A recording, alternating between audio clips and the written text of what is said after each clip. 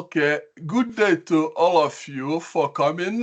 And I want to begin by thanking our guests. I think Dr. Arsenault is here too. And I want to send a special regard from SDIG to Sebo. I'm very, very sorry that he's running the way he's running here.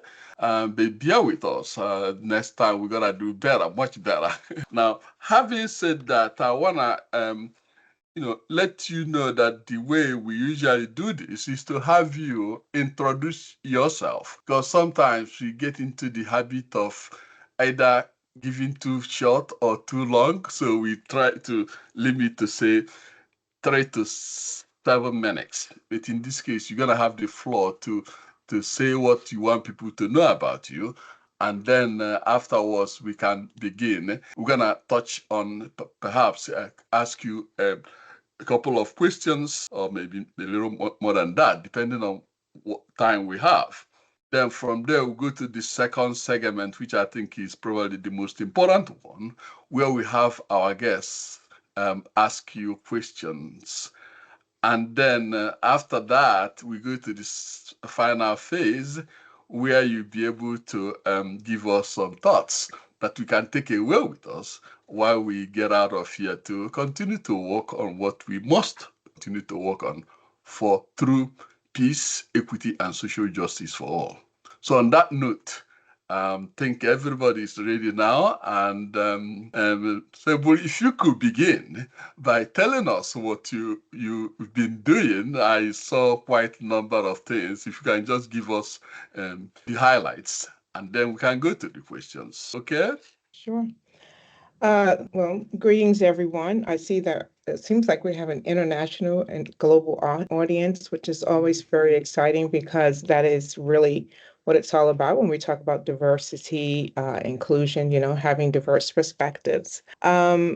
I currently am based in the United States for the next couple of weeks before I transition to another country. I've been working for the last couple of years for USAID, and I think if anyone is in tune to what's happening here in the United States, we know that USAID is a government agency that supplies and supports international development across the globe, as well as humanitarian assistance. And so my role for the last couple of years has been making sure that in that role that we had diversity, equity, inclusion, and accessibility to not only our staff, but it showed up also in our work.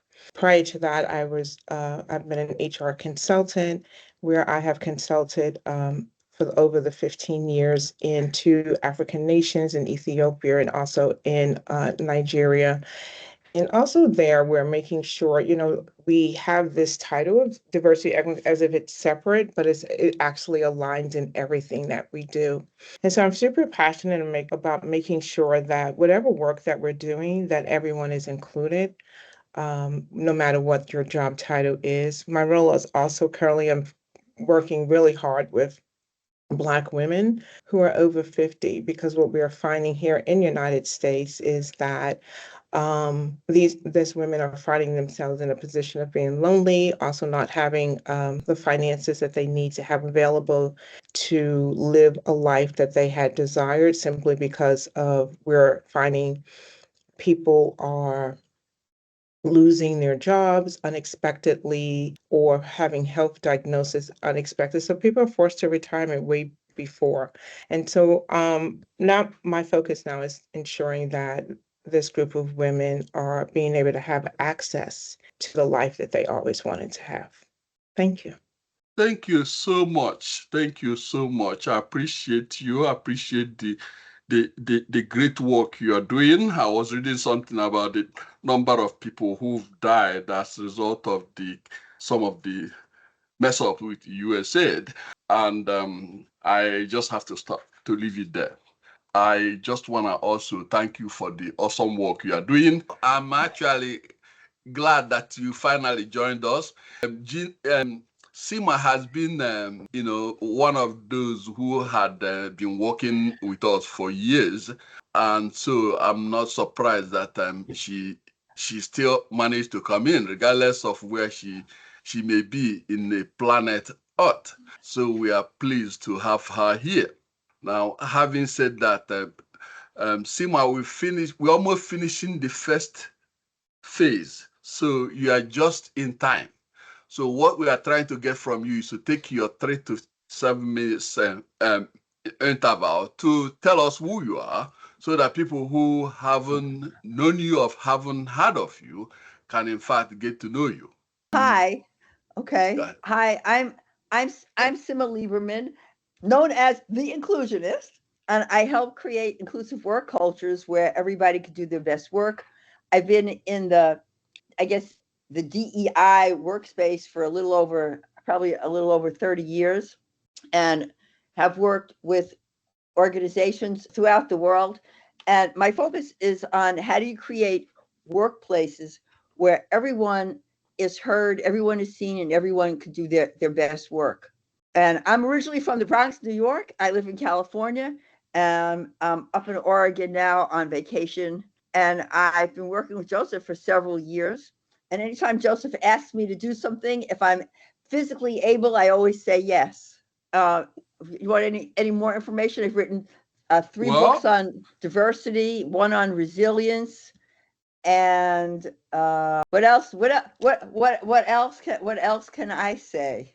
well, I think you've said it all. People that don't know you can also get to your Oh, work, and they can see more of it. oh yeah, and I have a And podcast. other than that, And I was going to say, and I have a podcast, Everyday Conversations on Race, at race www.raceconvo, convo like conversation.com. So raceconvo.com, everyday conversations on race. And if you want to be on my show, just hit me up. I still haven't had Joseph, but I expect to have him soon. okay, let's go to it. Thank you very much, and thank you for coming, Sebo. I wish that Sima came early to get to know you and the awesome work you are doing globally, especially in Africa, where I'm not sure where we are today, but if we really look at our world, we see how the history has changed it. It's not lyric to say that Africa had been just looked down upon, trampled upon, and is being sustained. People have not told us the truth, but we have to continue to uncover. That's why we say there's nothing like history. Anyone who wants to throw away history or marginalize it or act as if it never existed, search more into that person. This is why I thought that the governor of Florida not only should be questioned, the institutions that gave him certificates or degrees should be questioned. Institutions such as Yale and Harvard. These are prominent by all measures, most prominent institutions in the world.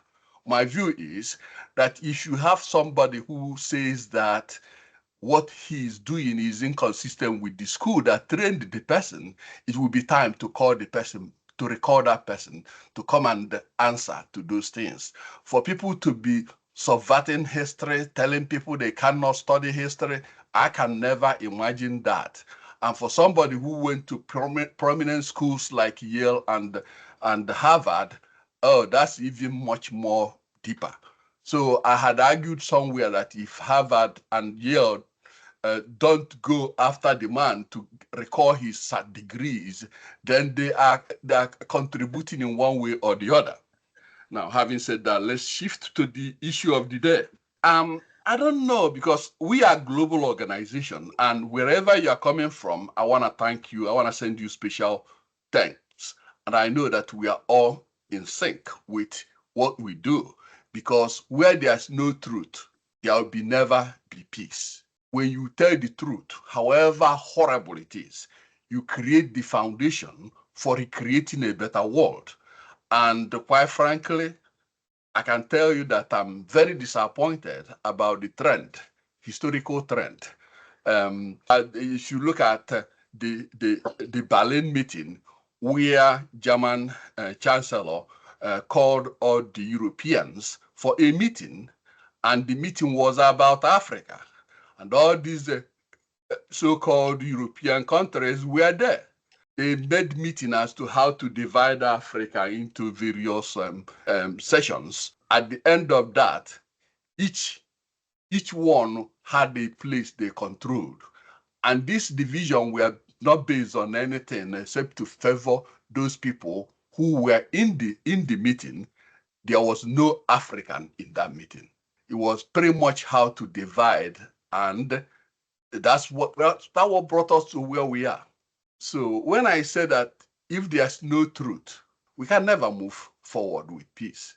I don't care how people cover it up. I don't care how people say, well, you're not going to touch history because if you touch history, it hurts their children. No, they're actually doing the reverse. If they want to deal with the issue and prevent it from escalating or getting to a situation that is uncontrollable, they have to be honest with themselves. Honesty is the best policy. So, ladies and gentlemen, it's with gratitude that I'll tell you that we are uncovering history, and the more we uncover it, the more we are getting closer to the truth. And until we uncover the basic truth and be able to deal with our pains, some of these pains could go to everyone, but it's not going to be the end of it. The purpose of that sharing of the pain is for us to come together, come up with something that is fair.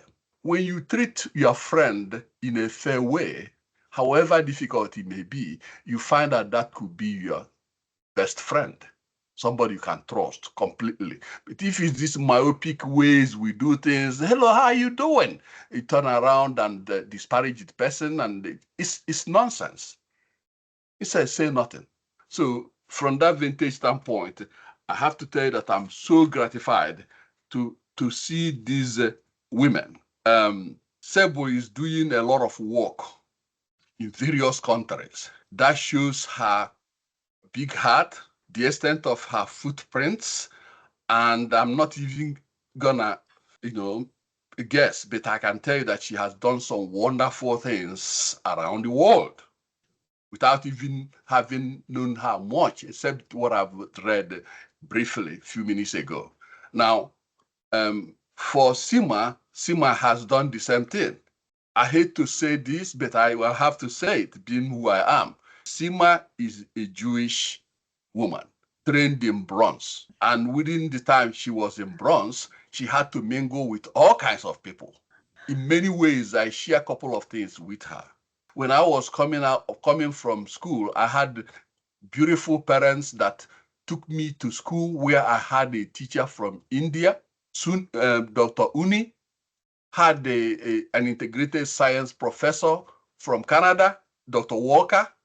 And within those times, I learned to see people based on what Martin Luther King may have said a long time ago. I'm not putting, the reason why I say may have said is because I can't quote him correctly. And if I can't quote people correctly, I just kind of put it in a way that if you catch me making something that is not consistent, I'll be able to defend the part I say. So Martin Luther King Jr.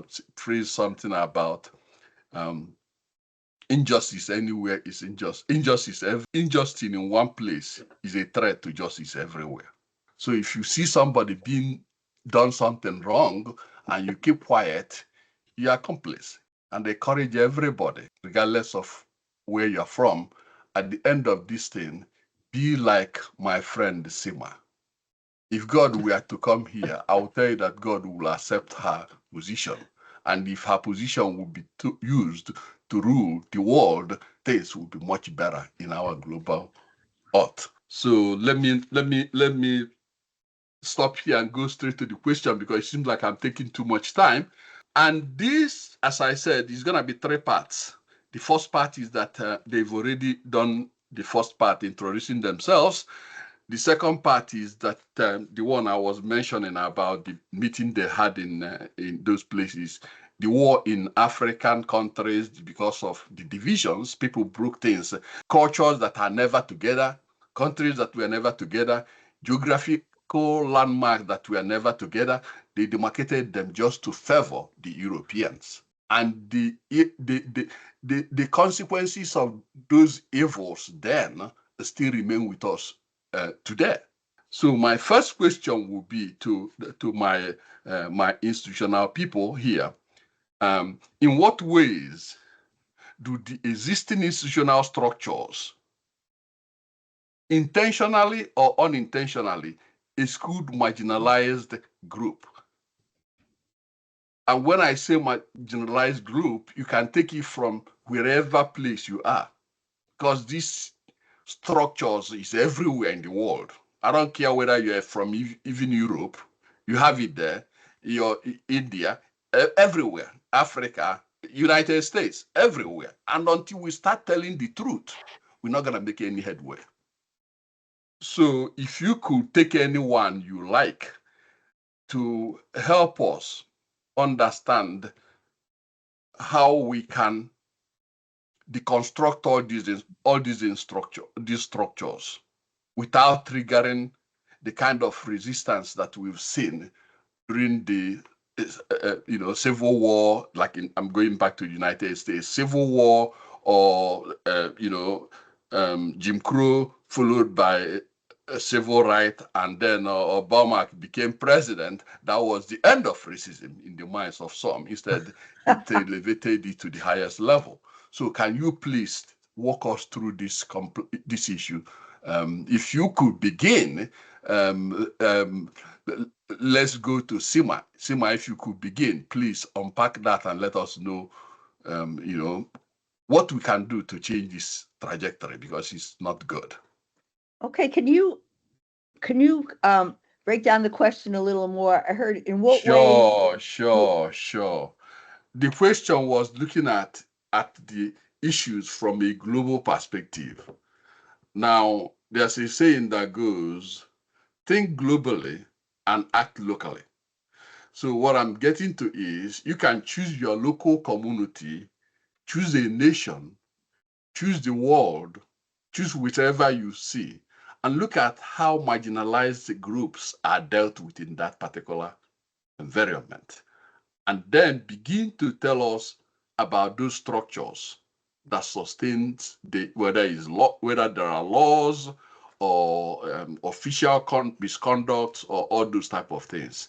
It could be from global perspective, it could be from your community perspective, it could be from your national perspective. But all those things that is the same thing. If you can tell us what you think we can do to deconstruct it, in other words, to turn around and change it, if you could, for a better tomorrow. Well, that's a big question, and I'll answer some of it and turn it over to Sable to provide her perspective. When I look at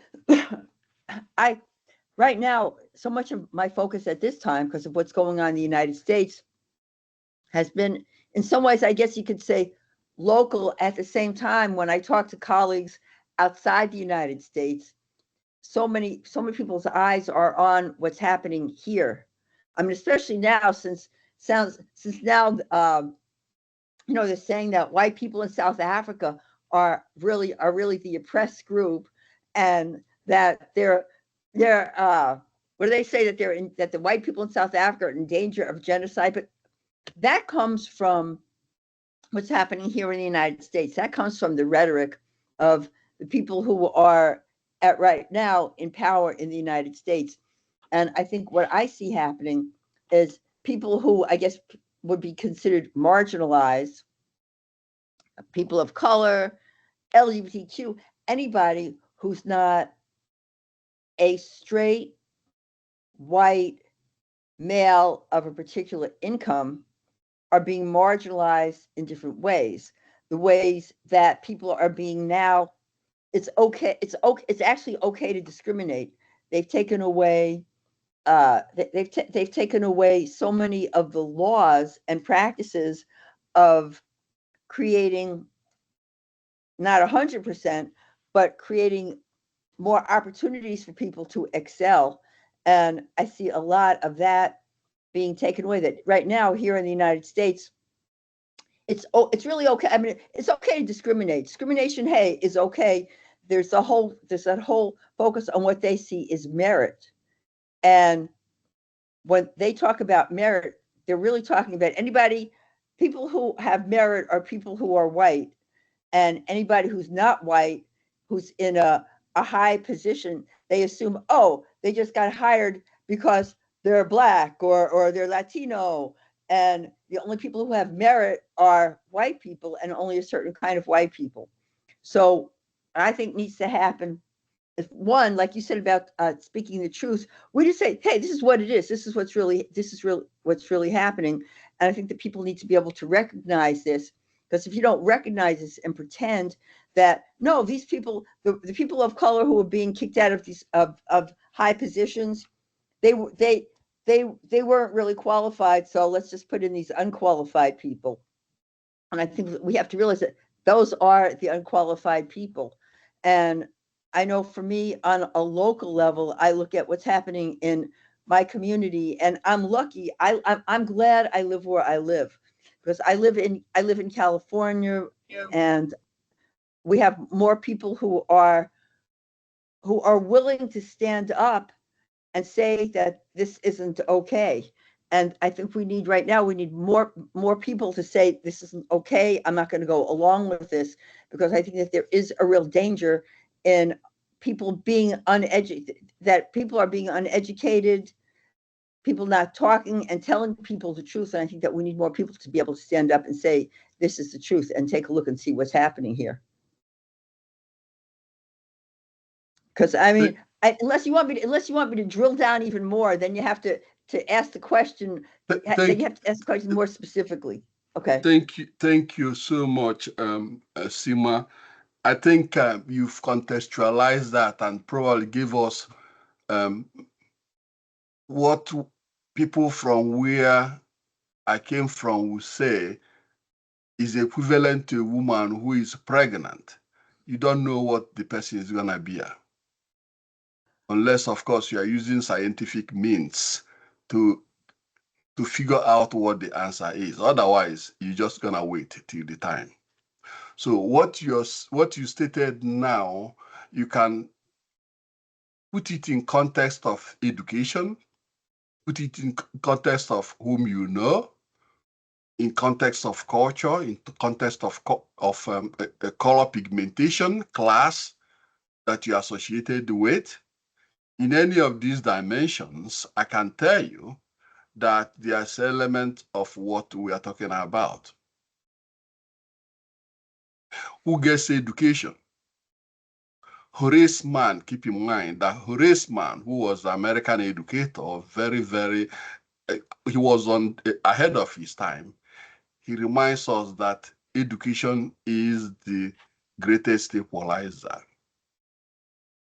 If we know this, why in the world do we tell some people that they couldn't even be allowed to read? And that went for years. I'm gonna drop it there. Then you come to say, when people strive and get the education through all the stumbling blocks that may stem from being in poverty environment or whatever it may be, they get that which you call education, then they come to get a job, and oftentimes those people do double work in education, that they are should I say, the epitome of the really grounded knowledge in whatever the subject area may be, but somehow they don't fit into that class. They don't have that connection. They don't have what some people call legwork and other variables. Then they lose the opportunity. I'm gonna stop just with those two. I'm not gonna be going into the social culture. People will take phone and call this person. And some people were blaming those women or people who got their kids, remove remove the face of soccer players, football players, and put the head of their kid and use it to get people to give them admission in big name schools. So when people blame them, I say, look, You are blaming somebody who is trying to do for his or her child what everybody else will do. If you want to really bring these things to disequilibrium in order to correct it, you're going to go to the source. But they don't do that. So everything is half-baked. So thank you for giving us that line of, thinking. Now, let's go to our guest, Sabo. Could you please give us a crack on that question? And if you need me to restate the question, I'll be glad to do it. If you got the question, could you go ahead and give us something to be thinking about? Yeah, absolutely. So I do have the question. Yeah. Thank you so much. I think Dr. Freddie actually sent the questions over for me. So when I look at the question, it talks about what ways can we really bring other people into it. It says, in what ways does institutional structures really intentionally or unintentionally block other people from being actually involved? And how can we, really still push our agenda of inclusion and diversity and equity without really triggering people, right? Without getting resistance. And I think a lot of it first starts with the language, right? That we're using around diversity, equity, inclusion. That language at this particular time definitely is triggering. People, when they have it, when they hear the language, immediately thoughts are already starting to come in. So there's always like this barrier. Once those words come in, it's like, okay, affirmative action has been another word that people like to toss around. But we're really, if we're trying to say, like, let's look at the work that's being done. And we do know that these institutional structures are very one-sided. And it's simply because at the time, the majority of the people who were making these laws, these um, buildings, who are making furniture, who are making policies, they all look alike. They all look alike. And so they're asking themselves, what works for us? Right? What would be convenient for us? And so if you're looking at a monolithic organization or a monolithic group who is now making decisions, they're making it from their best interests because of what would work for them. But now what happens is when we have a global society where people all are different, then that's when we start to realize that, wow, you know what, this chair, and I just take a simple thing as a chair. When we go into boardrooms, most chairs are not made for women to sit in comfortably, just the way they're made. I mean, that's just a simple design. So this is not even thinking about the fact that most sidewalks until very recently were allowing for wheelchairs, but we all have an opportunity to use that on that, because if you're traveling with your luggage, or you have an opportunity to take this little off and off ramp that helps people who are in a wheelchair. Everyone gets to have that opportunity to use it. And so what we see is, wow, there are a lot of people who are different. If you go into a lot of offices, you'll see that, wow, there's only one bathroom. It's a male bathroom. And where is the bathroom for the women? So because there was no need at that particular time. So understanding that intentionally or unintentionally, most of us were not in the author's mind when they created these policies, procedures, or structures. And now that we exist, and we're trying to say, hey, this doesn't work for me, they really can't understand why do I need to make that change? Why is that necessary? Why can't you just do the things that we have to? I think about when the movie of, I think it was called Freedom Cry, with Stephen Biko, and he talks about when, we in South Africa, we're not interested in calling someone my aunt. She's my mother's sister. That's the language that we use. And too many times when we talk about inclusion and integration, what we're saying to another person is, please wipe out everything that you are so you can be what we are.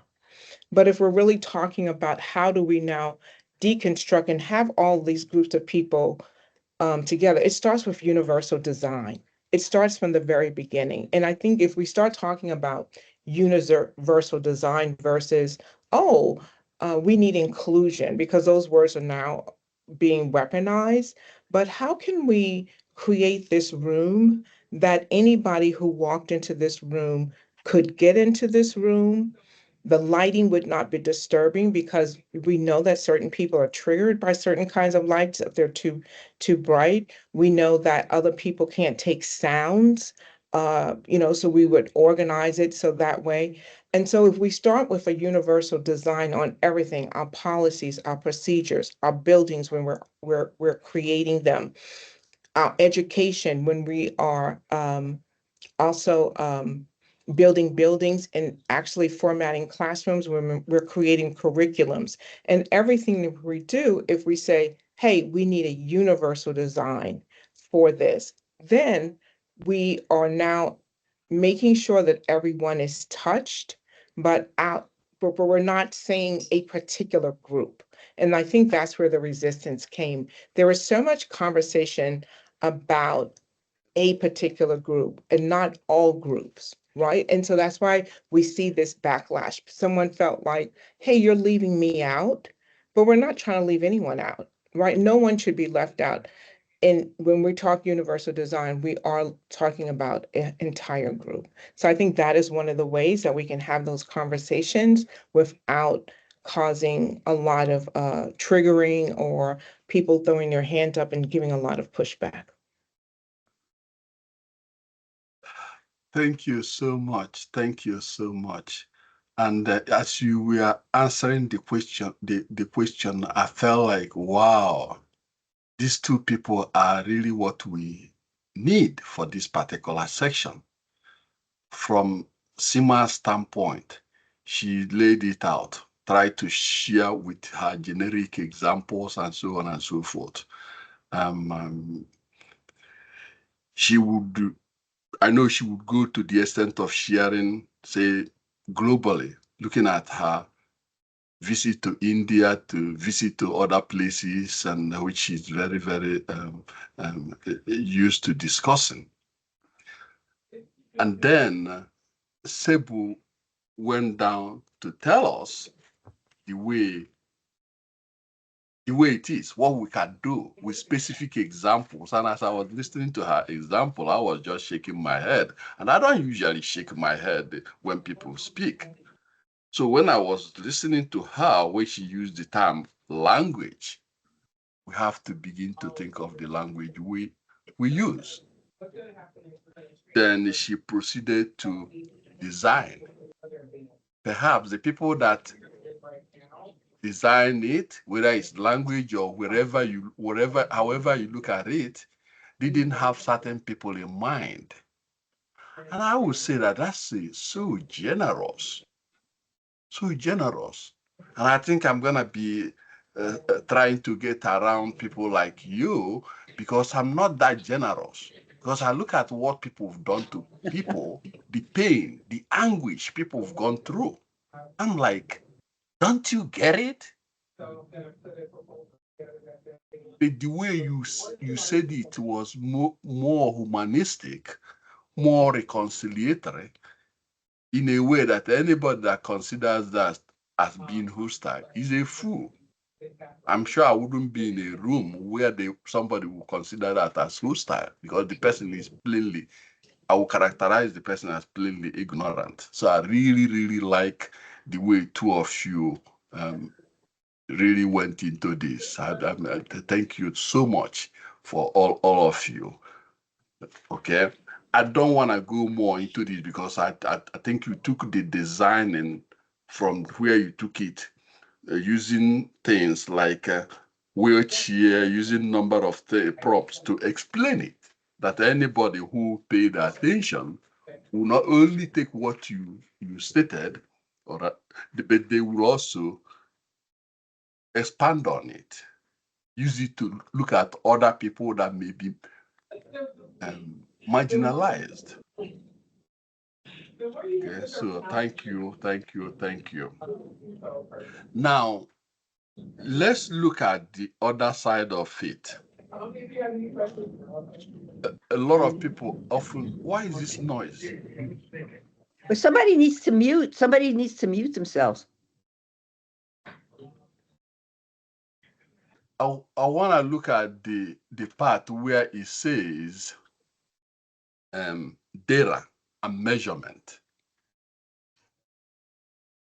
I think it's with data and measurement that we can decipher what is actually going on. If some people who write policy didn't include certain people in their policy writing, and therefore what those people that are not included need are not factored into that equation. I believe that gathering data and using the information to figure out what can we change will be the right way. Now, when you talk about diversity, we don't have it. People fight about diversity. We shouldn't be talking about diversity if we use data to see what we are doing and correct it. It's like people in medicine. You do something, it doesn't work. Sometimes it kills people. You readjust. You do something else until you get it perfected. Data is like that. When the things we are doing is not working for some people, and we believe in the gracious way Cebu had said it, then we'll be able to see the problem and be able to figure out how do we deal with it. There is design to include everybody, for everybody to know that he or she is included. Talked about bathroom. If men are designing bathroom everywhere, they design bathroom for men. So what happens to women who may actually need it, especially now that women population is more than that of men globally? It's not right. So with all these things we've said and the little thing I had said about the measurement, how do we look at the structure schema, look at how it's working and the kind of information we need? I'm not even going to ask the kind of information because, say for instance, in this country, US has more data on anything, perhaps, than any other part of the world. What is the data on diversity, on inclusion? What is it telling us? And what are the mechanisms you will suggest to people to use it in generic terms, whether they're in local government, state government, federal government, national government, United Nations, which I don't have very good word to talk about, but what can we tell them in the way you guys have presented these things to make them amenable to the necessary change that has to be made? And any of you can jump into this to tell us what are your thoughts, because quite frankly, I don't know, because I feel like we have intelligent people there. If they can't figure it out and do what is simple and right, I don't know what to tell them.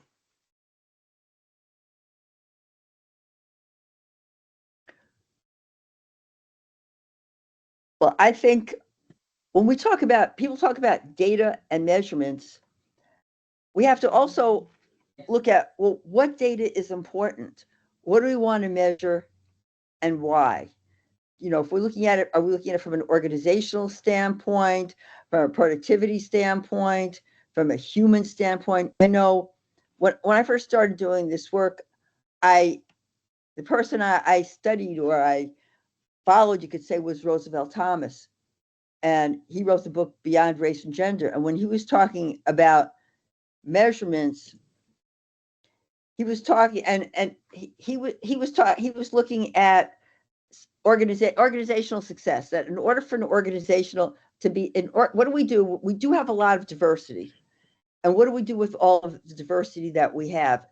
And if we're gonna, when he talked about managing diversity, what he talked about was how do you have people from every different background, every difference. If you're a good leader, you know how to manage, you know how to be able to include everybody in a way that everybody's able to do their best work. When people are able to do their best work, then it means that the organization is going to be more successful. So you want to do, are you measuring from an organizational success point, but you also have to measure it then too from an individual success point and look at what are the barriers? Are there barriers that are stopping people from doing their best work? And when you're looking at it in terms of data, you could look at that and you could measure what's helping people and what's stopping people from doing their best work. So I think that's what we need to look at. Like sometimes people will say, well, let's just measure how many of Black people, how many white people, how many disabled people, but it has to be more than that. You have to look at, when you're putting people together, what are you doing to help people do their best work? How are you measuring whether people are doing their best work? And how do you also look at what the barriers are that stop people from doing their best work? And, you know, like Sam was talking about, like the chairs, and I was thinking about an example I use a lot is if you say that we're going to say, okay, we've passed these laws, everybody can apply for this job, we have equal opportunity, we're going to hire anybody, but we really don't, because then if you want to hire, you hire somebody who's disabled and you say, okay, they're in a wheelchair, and there's no barrier. They've taken away the barrier to being hired, all of that.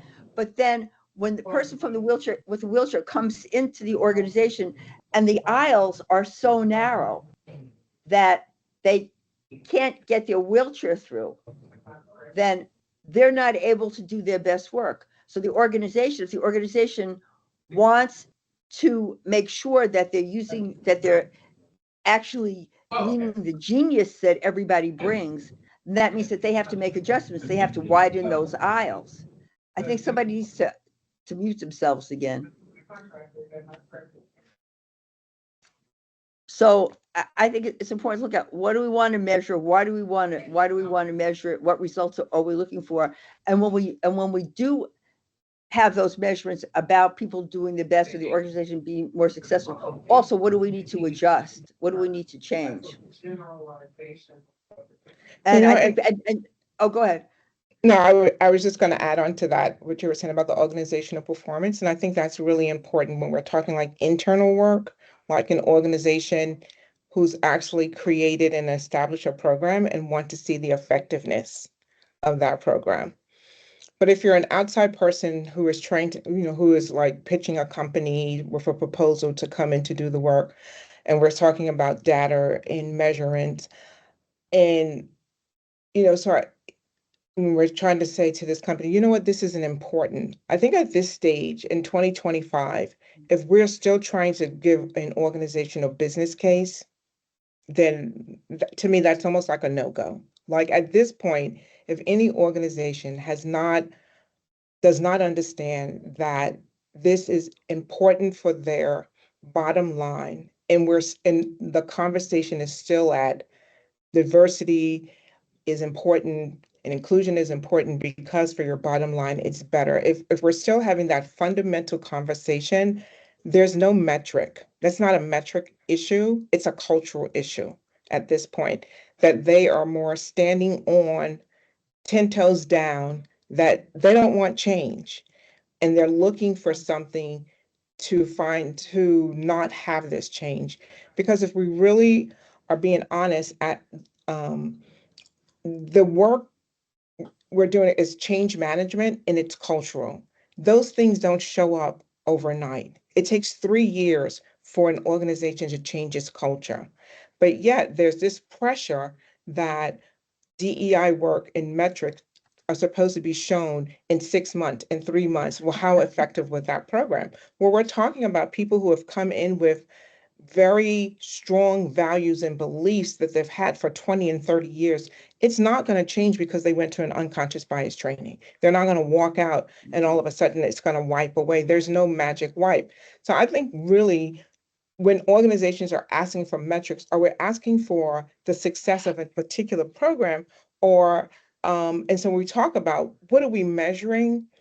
Why are we measuring? What are you looking to, are we looking because we want to ensure that maybe the way we implemented a program was the most successful and we can do it better? Or are we looking to say, well, you know what, this DEI thing didn't even work anyway, so why are we doing it? Because if you're even looking to still prove that this is important, measurements are not. We've already done that, right? We've already done that for years. The business case is there. Now we need to see if a particular program is successful. So I think one of the things we need to do is like not try to use data to deal with emotions. The reason why we're in the state that we are now in this country is because people emotionally are upset. They feel threatened. Those are emotions. They feel that they have been forgotten. They feel that another community is becoming more powerful than they ever expected to be. And so those are all feelings and emotions. And we're trying to show them a business case, deal with them with logic. It's not a logical move, as you said in the very beginning, right? That we're talking about people who are qualified versus unqualified. Those are logical things, but as we see what's being implemented, it's not logical. When I think about even when I worked in other countries and talked about one of the clients I worked with, and I said, "Okay, you know what?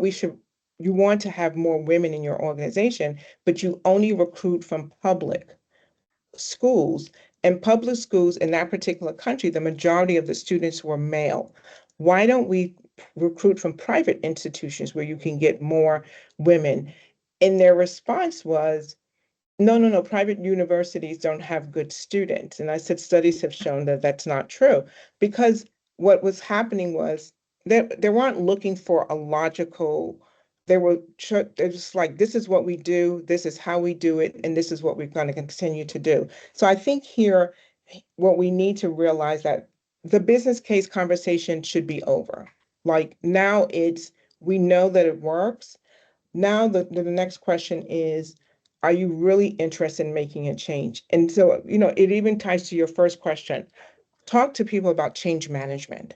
Let's measure how change is working in your organization, because really this is what we're doing. We're trying to change a culture. And if you're trying to change a culture, we know that it's going to take some time. And some of the things that could be evident is the language changing, right? And so if you're talking about a qualitative data, when we look at staff, have their language change and the way they refer to people? Have our EEO complaints gone down around sexual harassment, around hostile work environment? Because all of those are indicators that people have now been able to accept an inclusive environment. They've been able to accept that two people with different backgrounds and different perspectives are able to live in a cohesive environment. So we should not have separate DEI metrics. Look at the outcomes as a result of the success. So when I say hostile environment and sexual harassment, when it was acceptable for people to tell, sexual jokes, when it was acceptable for people to tell racial jokes as a result of building an inclusive environment, do we see those numbers going down of reportings of hostile? And those are legal requirements. And I think those are some of the ways also where we can have conversations, because around these issues, without making it a triggering event as well. Wow, this is amazing. Well, thank you so much. Um, Let me just shift gear. I don't want to monopolize your experiences and your intellects. I want to shift it to the audience, should they have questions. And if they don't have questions, I don't mind monopolizing it, because you guys are great. So, Adam, could you check the audience and know whether we have questions for these ladies, please? If you want to take a look in chat, Dr. Nwai, you may find some questions in there. All right. Okay, let me go to the chat. Okay, so I presume, oh, okay, sorry. All right. Wow. I just want to say while you're doing that, I just want to say to Sable, I hear what you're saying. I have had companies in the past call me and saying, can you do a lunch and learn? And I say, well, what's your ultimate goal? And they say, we want to do a culture change. So they think, okay, come and do a lunch and learn. So our whole culture is going to change. It's like, no. Or even a training. No. Okay, this person is I mean, we got a lot of people writing. This person is saying, thank you for that analogy with chair designed for dominant group. And now we are asking the chair to be, this time around, redesigned so that it will meet all individual needs. And I feel like this person got a really clear understanding of what the design meant or the analogy, but I'm not sure if phrased in a form of question, and I don't want to phrase it in a way that may not reflect what the intent was. So based on that, Karen, could you frame the question? Adam, would you allow Karen to phrase the question the way she would like it to be, to present it to our wonderful audience so that they can answer her specific question, what she intended to ask?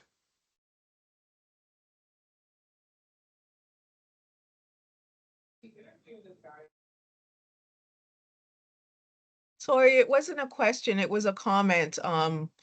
I really like that analogy. And moving forward, I'll be using it. So thank you. I appreciate it, Karen. That was very nice. I really like the comment because I think you captured it very well. So that's why I was trying to see it. I don't want to just say, because I saw it as a statement as you had alluded. So thank you so much for clarifying that. And let me put it this way, because some of the things that may lead to questions are so lengthy. But let me ask, Paul Brenner, would you ask or phrase what your question is so that they can better get an answer for it? Adam, please ensure that their mics are open, please. Yeah, mine is open now. I don't know why my camera turned off, so sorry about that. Must be because it's cold and 3 o'clock in the morning in Oh my Melbourne, gosh. Australia, where I'm tuning in from, and my laptop must have decided that I wasn't worthy of being seen. Well, thank you so much, Paul. Yeah, no worries. No, I didn't really ask a question. I was merely making comments because as an intersex advocate, all of this work that happens in DEI that I'm part of and so many people are part of, there are always groups that are completely forgotten about. And because there's no data collection, for example, on people with innate variations of sex characteristics, we get lumped in with other groups. People throw about acronyms like LGBTIQA+, but there's an I in there, but no one even knows what it means.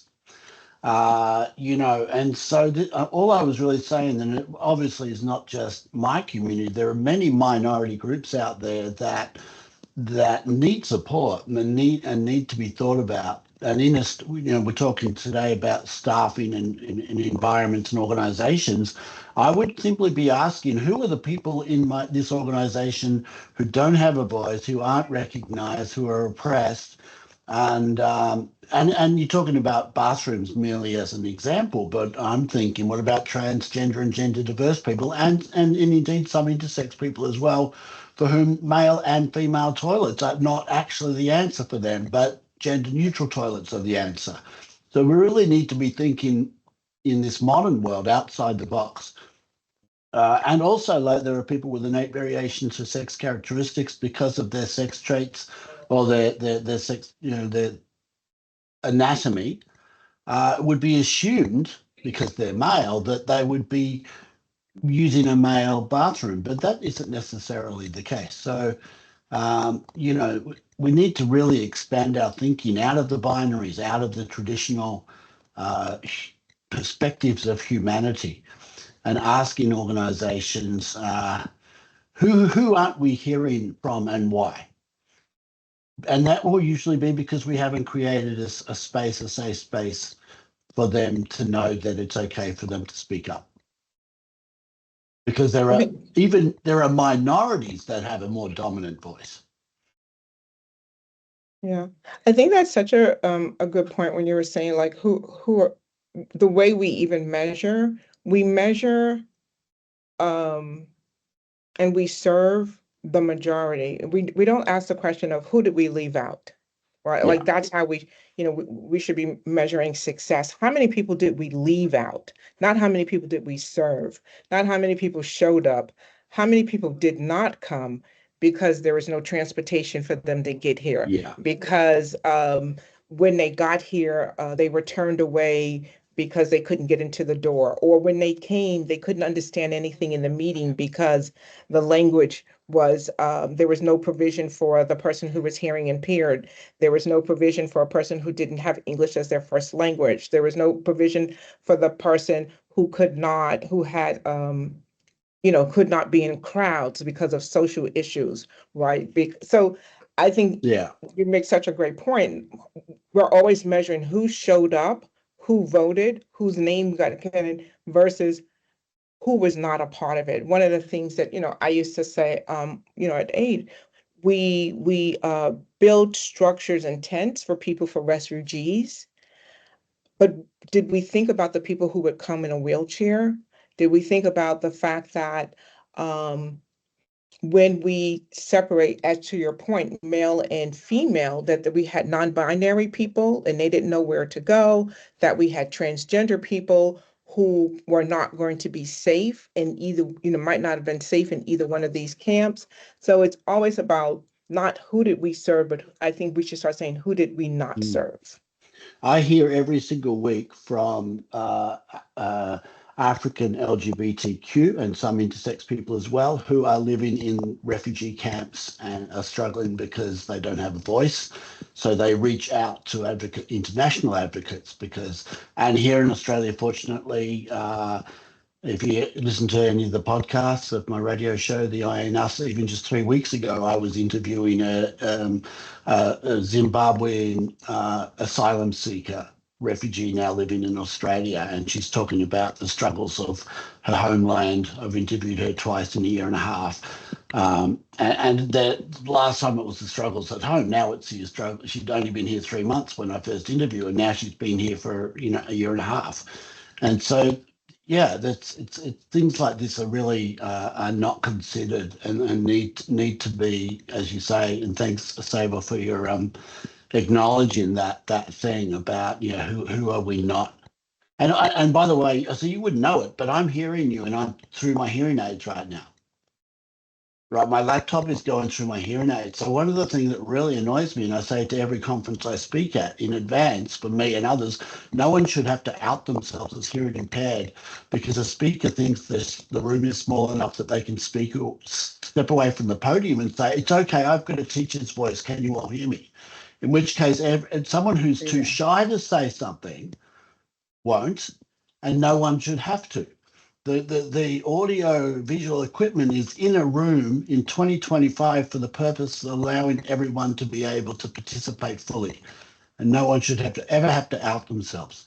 So it's just those little things that we always need to be thinking about.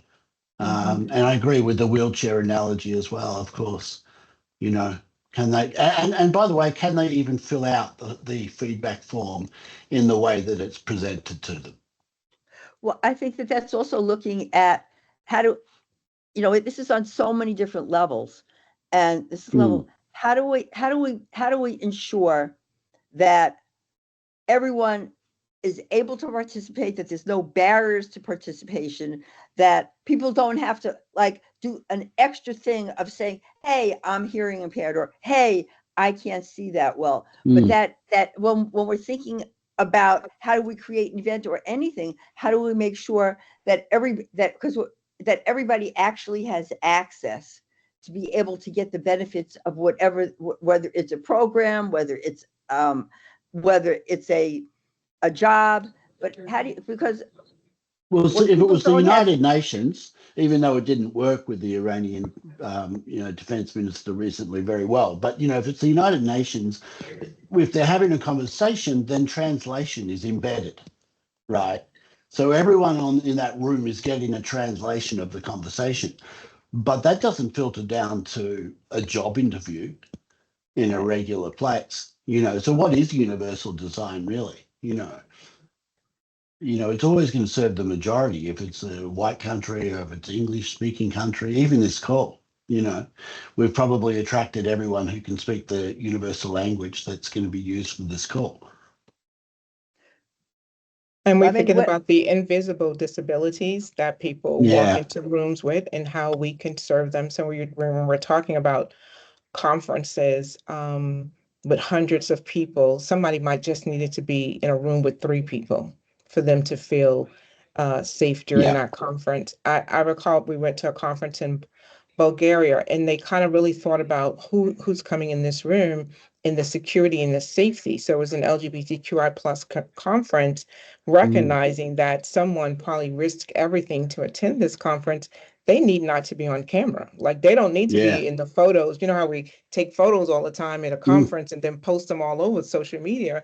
And so as soon as you walked in, it kind of they were able to, you can get a name tag that basically was like, I'm not included in photography. Like, so it wasn't like you had to say it or you had to go hide in it was already part of their process of where you would get it, your name tag was a different color if you should not be photographed. And then the second thing they did was if you didn't want to be touched, right? So some people are being touched, we see people and immediately, I always say, hey, I'm a hugger, and I go to hug a person, and so that person now will have to tell me I don't want to be touched. So immediately they had also where there was stickers on your name tag that basically was like no touching. I'm not a it's like, hugger. I saw that badge on Timu the other day. I was going to send it to one of my transgender friends because every time you come into her presence, she has to say, sorry, put the hands up. Sorry, I'm not a hugger. So I said, I'm going to send you that badge.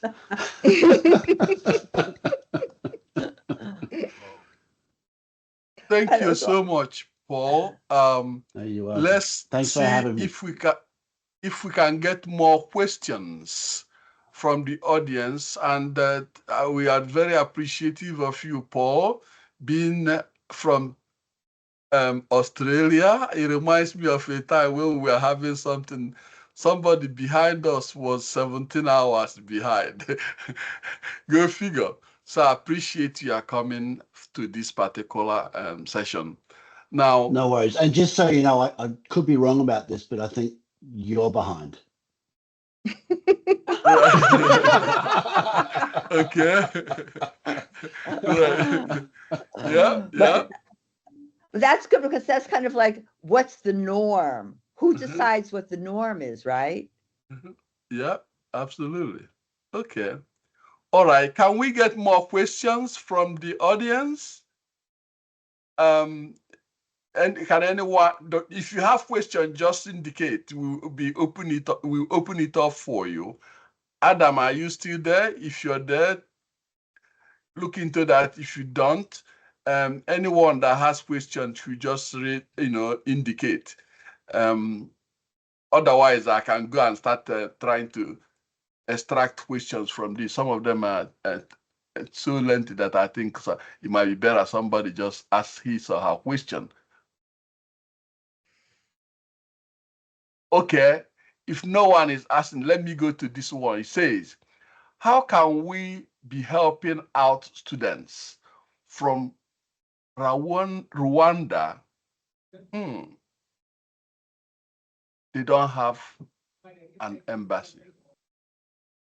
Oh, think about that. They don't have the embassy, so the privileges people who have embassy, even though when you go to the micro level, you find out that there are some people who are not even connected in any way, shape, or form with those beautiful things the world or science had created. But how would you deal with this particular one? Can anyone take on that?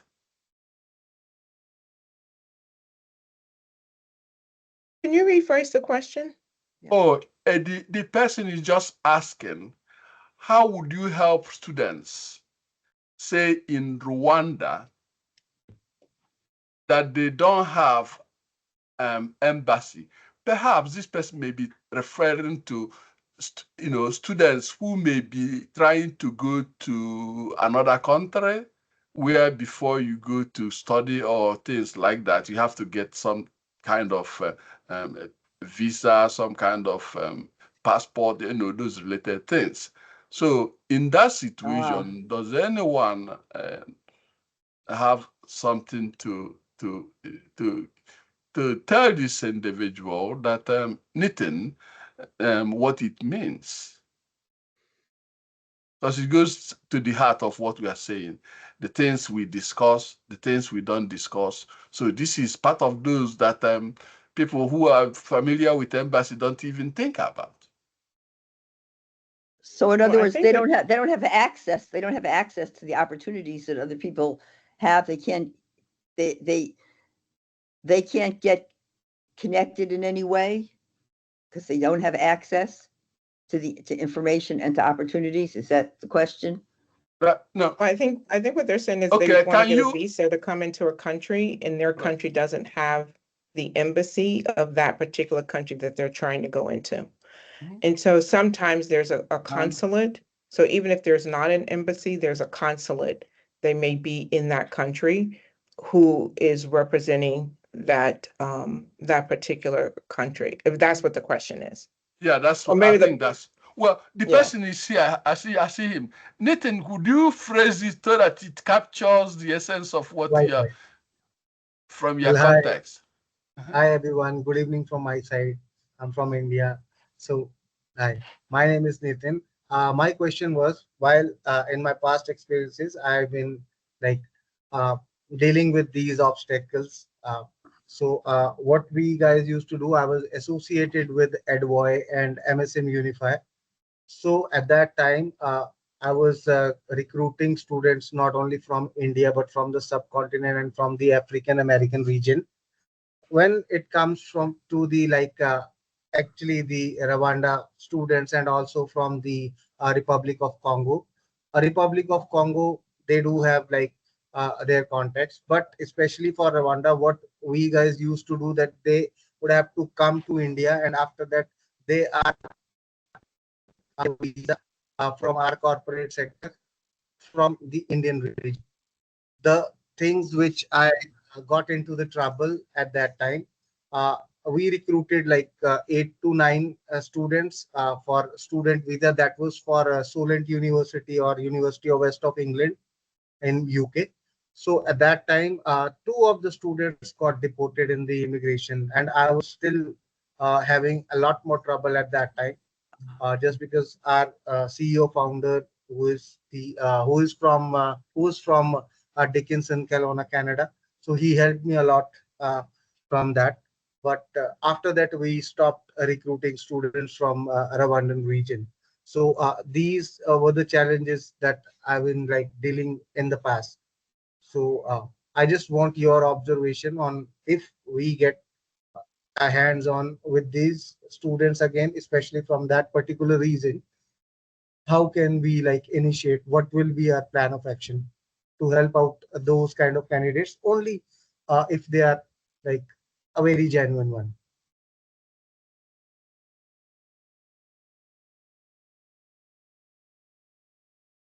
And you're helping them to get a visa? Is that what your question is? Yeah, those students applied for student visa. Three of them was for Solent University, and rest of them for the University of West of England, Bristol. in their country where they were coming from didn't have embassies. They don't have the embassy, even the consulates, they were not even referring them. But still, we tried our best because our CEO was adopted based on Dickinson, Canada. So he connected with the MSM Unified Division. They came here into the India. We start their visa filing process, and then I was having these 3 students issues. Yeah, I think probably, I mean, I'm not a visa immigration person, but I probably would say, look at the neighboring country to see if they had an embassy. There's probably very strong reasons why that country doesn't have an embassy or a consulate um, in that particular country. So look see if there's even restrictions, right? For that country to even come into that country, there may be also restrictions. And if there aren't any restrictions, what neighboring country may have that embassy, or, and then write to that embassy and ask and tell them what your plight is, and they should be able to give you instructions on what to do. Right.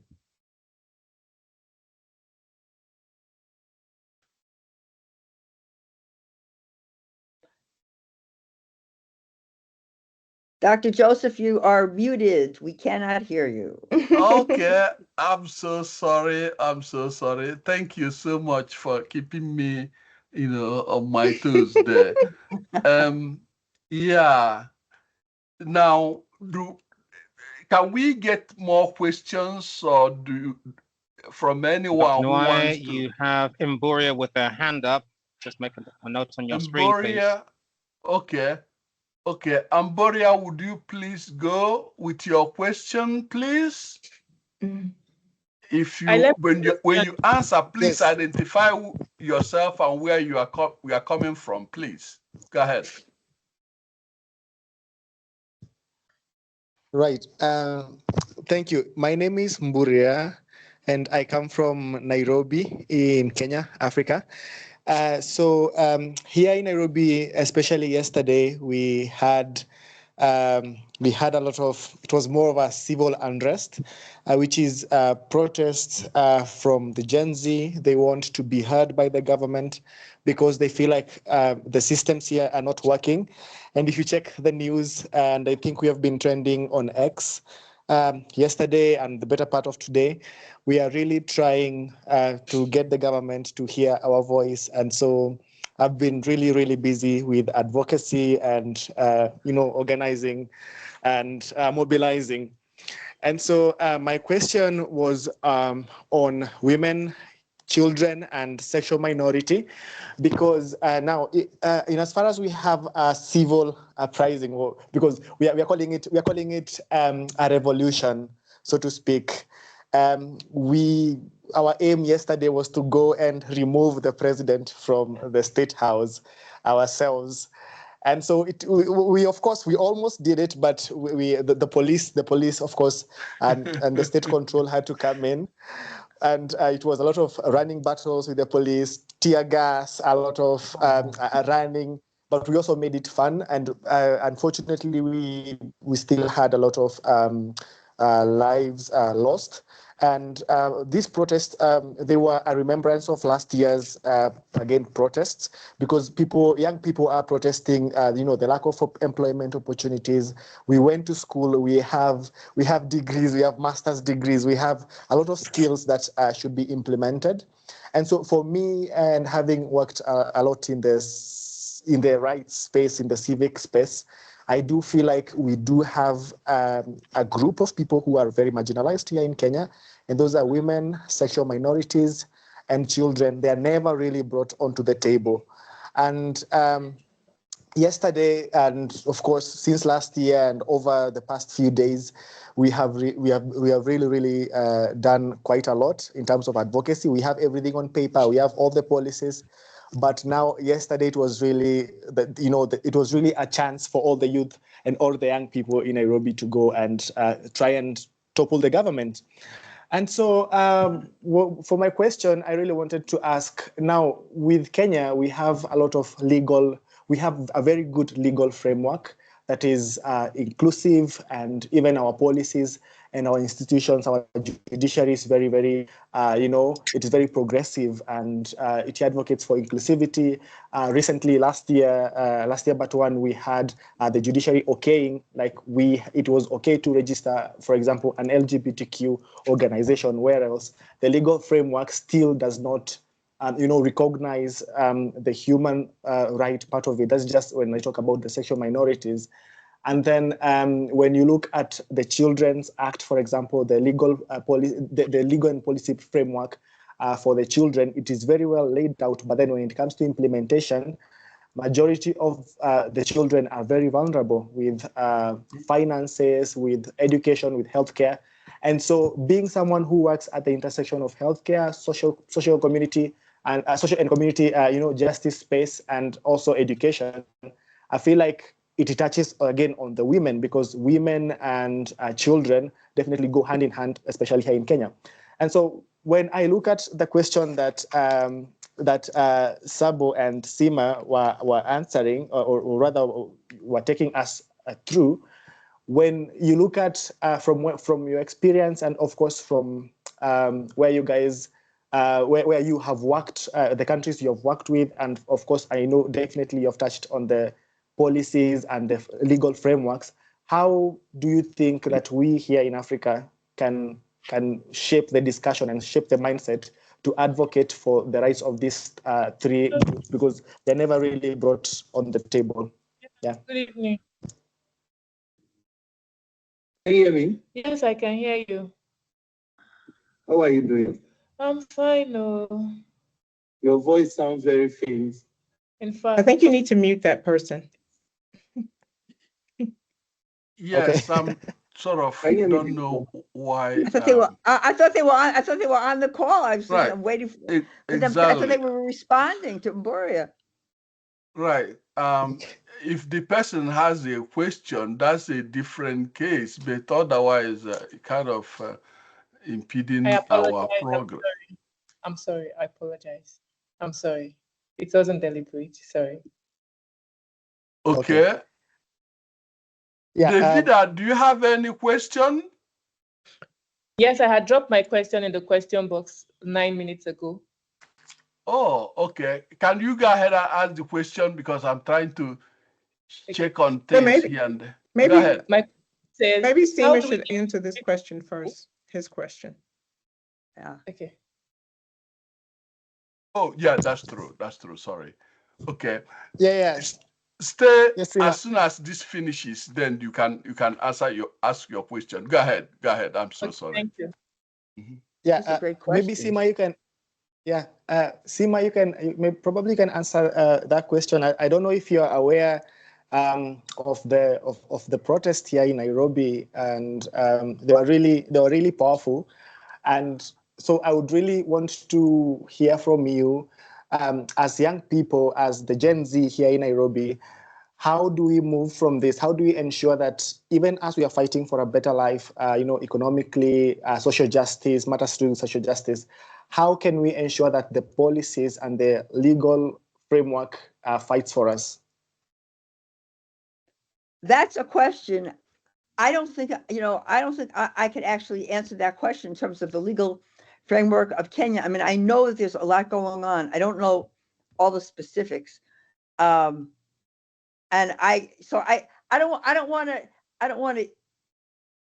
want to give any advice that would be not right, particularly in this particular situation.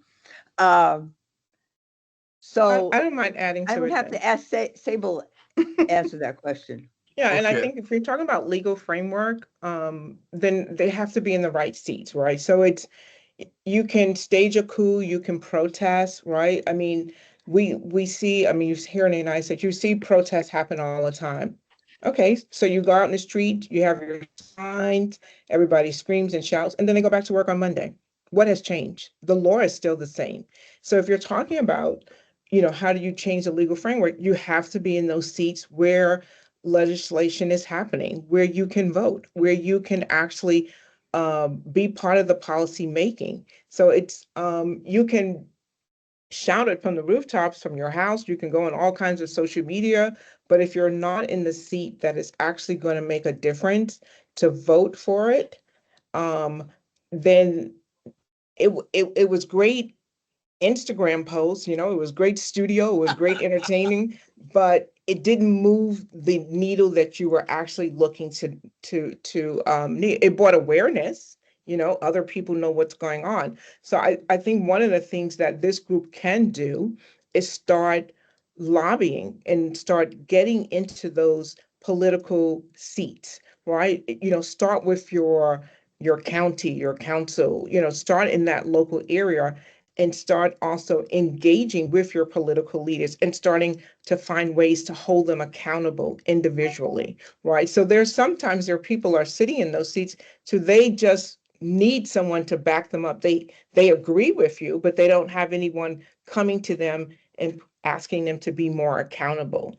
So starting holding them accountable and also start moving also into those places with that. And when you talk about women, not having those opportunities. I think a lot of it is sometimes cultural, because even the society, women also have to make a decision that, you know what, I know what society said my place is, but I think I'm saying my place is different, and I am willing to go against the grain. I remember just one of the countries I worked in, I was asking, them, hey, would you not take a job on the other side of the country, right? So you live in this side, and would you not take this job on the other side of the country? And their major concern was, but then I would leave my boyfriend, and then I won't have a chance of getting married, right? And so when an MRS is such a status symbol, and that how it's so valued in that organization, it makes it very difficult. I mean, that society, it makes it very difficult for a woman to now say, hey, I'm okay with being single and fight the cause, or I'm okay in having this kind of role or this kind of job, even if it's going to affect my marital status. She has to be okay with, I may never get married, and I still feel very confident in who I am.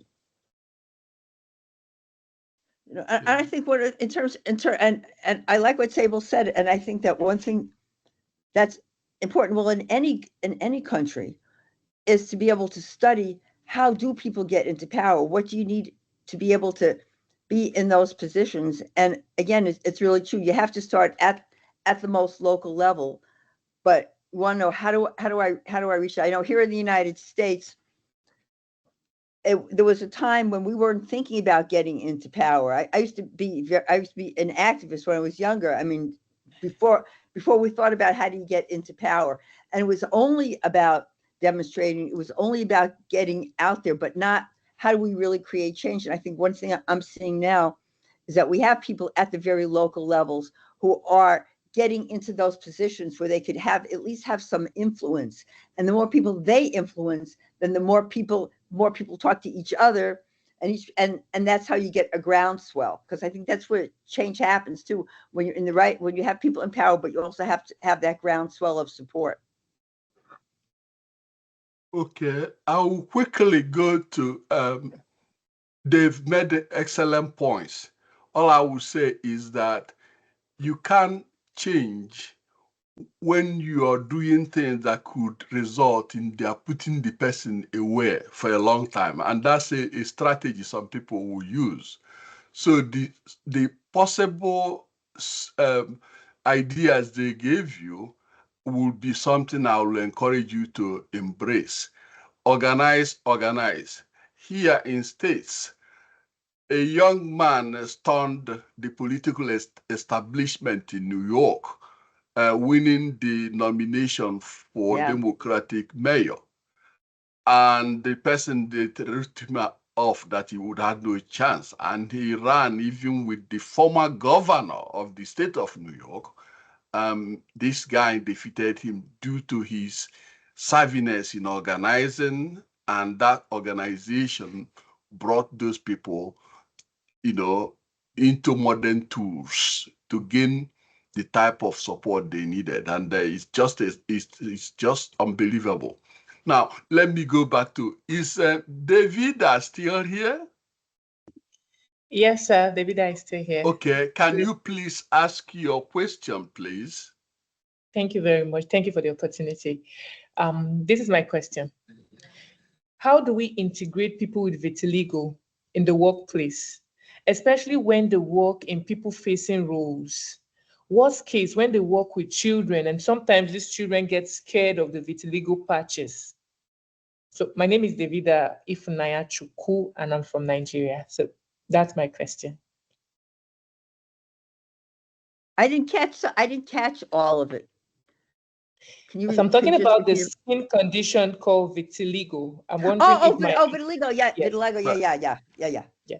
So I'm wondering, my question is, how do we integrate people with this skin condition, especially in the workplace, and particularly where they work in people-facing roles? Let's say they are customer service, they are front desks, and then worst case, when they work with children. So you have a pediatrician or a nurse, for instance, who has a vitiligo case, and children look at this nurse and they are scared. Or you have someone who works for a primary school and children look at this nanny in the primary school and they're scared. And keep in mind that this person needs to keep their job because they need the money. And then the skin condition is also making it not so easy for the people they are working with, especially with children, to embrace them. How do we manage this kind of situation? Okay. You know, actually, my friend is the chairperson of the Vitigo Foundation in Nigeria. So I find that very interesting. We were in a training class together. Oh, I didn't know. Yeah, and so yeah, there is actually a Vitigo Foundation. I wish I could. Her name is Ogo. Gosh, her last name is escaping me, but look that up. But I think one of the things is about normalization, right? Like normalizing that this person's skin is just different. Like, why is it okay for you or me to sit in a client-facing position and the person is not going to be nervous or scared or reject? Because if you think about it, maybe like 50 years ago, women couldn't sit in those seats and people would be shocked and nobody would want to work with us simply because we were a woman. But we have now normalized the fact that, yeah, women can be in these positions. And so now someone is engaging with us. But before, someone would come in and it's still culturally, in some cultures, somebody will come in and they'll see a man. Still in the United States, somebody will come in and see a Black woman and turn back around, right? Yeah. So the same thing is still like, how do we now normalize that this person is just as capable, their skin may be different, and what are you afraid of? Because their skin may have there's some discoloration in their skin. Who said that that's something that you're supposed to be fearful of? Who said that, right? So society has put that out, that you need to be nervous of this person. So how do we now get society to see that this is okay, this is acceptable? So you need to have more interactions, right? Which is why, the more interactions, the more contact, the more exposure. So use media. Media is really a great, with all the Nollywood movies, having people with vitiligo to be in these Nollywood movies, having ads and posters around showing these people love, people with vitiligo who are in love, they're with children, they have families. Just having those big posters around the country, people are like, oh, that's just a person who has a skin coloration. This is also the same country where we have a group of people who are bleaching their skin, and their skin is also being discolored and also losing all kinds of moist oils because of the heavy bleaching. So I think it's more about the exposure and contact, right? Going into churches. Churches are like you have churches there with hundreds of thousands of members, talking to those overseers and saying, hey, we want to do workshops here. We want to talk about what's happening with this skin. This is not something that we're talking about laying on hands and healing, but this is something that we're saying happens to a person's skin. And as a result of that, this person's intellect, their ability to function, none of that is affected because their skin is different. So I think it's more of exposure and a PR campaign that you would need. Yeah, and I think also that there's some examples here in the United States where there are like some very well-known models And it's, Yeah. and so I think it's also to look at what are some of the best practices in other places that you could employ where you are. Okay, okay. Thank you so much. And unfortunately, the time has run out. So what I would like to ask is for our guests, whom I think you guys have done remarkable work that I think we're gonna be taking with us as we continue to dissect the complex nature of the issues of our time.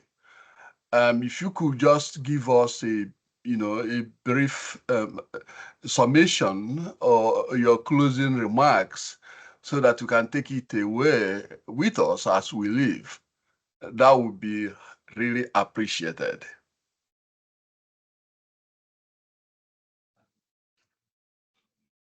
Sebo? Okay.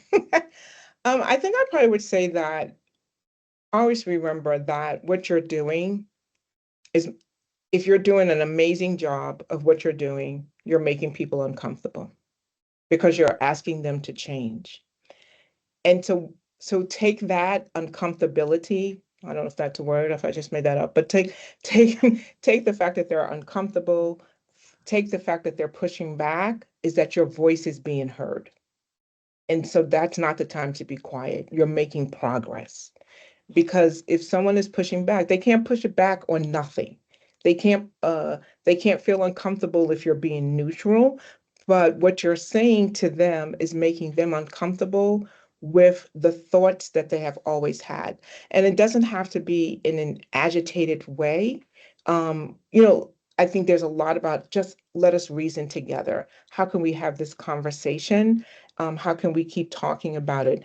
And minding your language of, using language that is not necessarily opposing and triggering, and just talk really about what you want without the labels. We would like to make sure, so we'll use a video, go, hey, what is, this person is not contagious. This is not a disease, or these seats are not working here, or this, just talk about what you want and how we can get it without trying to put a label around it. Thank you so much. And I would say that when we're looking at any kind of change, like we're talking about, like the changing landscape, and how do we take power in the changing landscape, that I look at like the four worlds. There's the personal, and that's what's the power that we have as individuals to talk to other people. And like Sable was saying, it's when you interact with people that you let go of a lot of that fear, you let go of those biases. So I think we have to look at the personal, then the interpersonal, interacting with other people, the organization, what changes have to happen in your organization. And again, it starts with the individual, and then the environment or the world, looking at it at a global perspective, and not just only stick to just think that one perspective is the answer, but it has to start from the bottom and keep on going higher and higher and higher, and look at where you fit in. Okay, thank you so much. And let's, our director, if could close this by, however he wants to close it, that would be appreciated. And for all the people that came, thank you so much from the bottom of my heart. I really appreciate your coming. And obviously, I know that we got a lot from these professional people that were our guests. Okay. Thank you, Dr. Nwai. I want to thank the panelists for the wonderful contribution to this field. The notice was very short, but you came in prepared, and we appreciate it very much. Thank you. Thank you for the work that you've done today. Thank you very much. Thank you. Thank you so much. I appreciate it.